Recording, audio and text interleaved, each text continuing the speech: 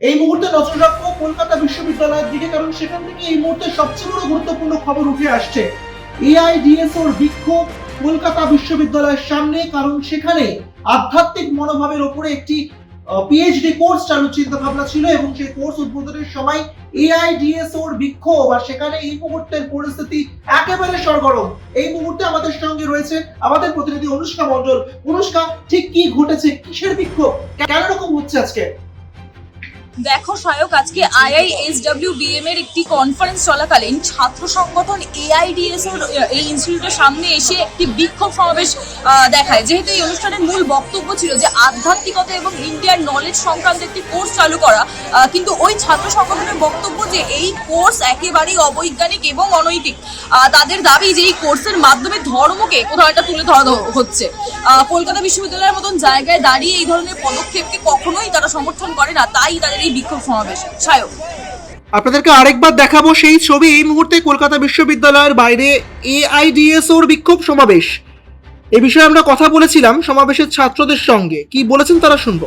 গত কয়েকদিন আগে, দুদিন আগে কলকাতা বিশ্ববিদ্যালয়ের IISWBM সংস্থা রয়েছে, যে প্রতিষ্ঠান রয়েছে, সেখানে ভক্তি বেদান্ত বলে একটি সমিতির সাথে তারা আধ্যাত্মিক মনোবিজ্ঞান চালু করার পিএইচডি কোর্স চালু করার কথা বলেছে, যা অত্যন্ত অবৈজ্ঞানিক, অনৈতিক।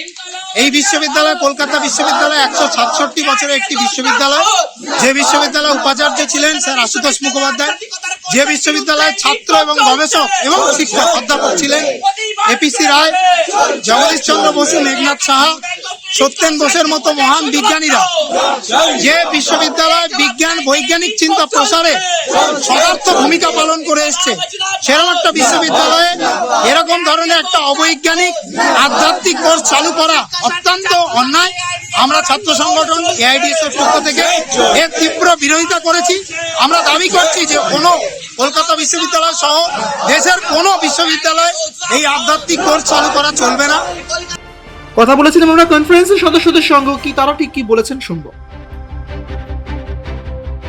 Aspect of this miscommunication is যে না, এটা ধর্ম নিয়ে কিছু একটা হইচই হচ্ছে, এবং আজকাল হয়ে গেছে যে ধর্ম কথাটা বললেই তার মানে সেকুলার নয়।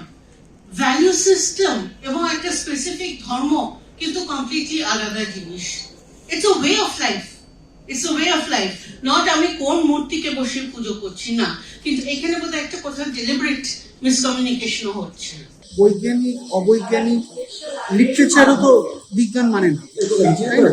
সো এটাকে যদি জিজ্ঞেস করা হয় যে H2O মতো বিজ্ঞান কিনা, H2O মতো এটা বিজ্ঞান নয়, বা যদি লজিক হিসেবে ইউজ করা হয় তাহলে যেখানে লজিক কাজ করবে সেখানে সেটাকে মানা হবে।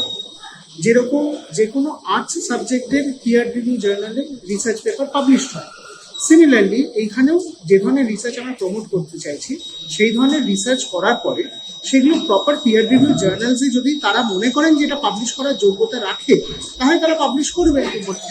আমাদের অবজেক্টিভটা কোনো রকম পার্টিকুলার ধর্মকে প্রমোট করা নয়। আমাদের যদি ভোট অফ থ্যাঙ্কসটাও আজকে আপনারা শুনে থাকেন, সেখানে আপনারা দেখবেন যে সেন্ট জেভিয়ার্সের ফাদার পিটারকেও আমরা থ্যাংক ইউ জানিয়েছি, বিকজ উনি আমাদেরকে খুব সাপোর্ট করছেন। যে আমরা সবাই মনে করি যে আমাদের প্রত্যেকে যে শাস্ত্র আছে সেটা যে কোনো ধর্মাবলম্বী হতে পারে, কিন্তু যে আমাদের বক্তব্য যে শাস্ত্র আছে, যে ইন্ডিয়ান নলেজ সিস্টেমস আছে, সেখানে যে জ্ঞানটা আছে আমরা সেইটাকে নিয়ে পরীক্ষা নিরীক্ষা করবো, সেইটাকে নিয়ে একটা এক্সপেরিমেন্টাল বেসিসে করবো, করে তার মধ্যে যদি সেটা লজিক্যাল হয়, সেটা অ্যাকসেপ্টেবল হয়, যুগ উপযোগী হয়, ডেফিনেটলি সেই রিসার্চগুলোকে পাবলিশ করা হবে।